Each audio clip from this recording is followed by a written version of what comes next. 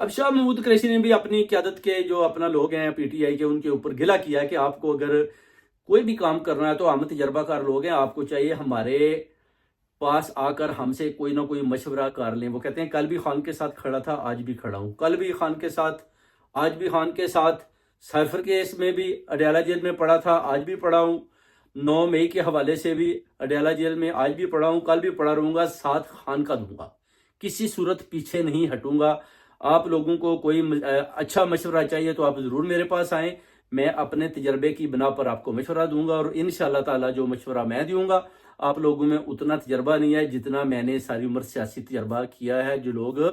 مجھے مانتے ہیں۔ اس لیے آپ کوشش کریں کہ کوئی بھی آپ ایسا فیصلہ لیتے ہیں جس پر آپ سمجھتے ہیں کہ اس میں آپ کو نظر آتا ہے کہ اس میں کچھ مشکل ہے، تو آپ مجھ سے مشورہ ضرور لے لیں۔ یہ شاہ محمود قریشی صاحب نے بڑی اچھی بات کی ہے کہ مشورہ ضرور کرنا چاہیے، جیسے کہ پہلے چودھری پرویز الہی صاحب سے، مگر ابھی وہ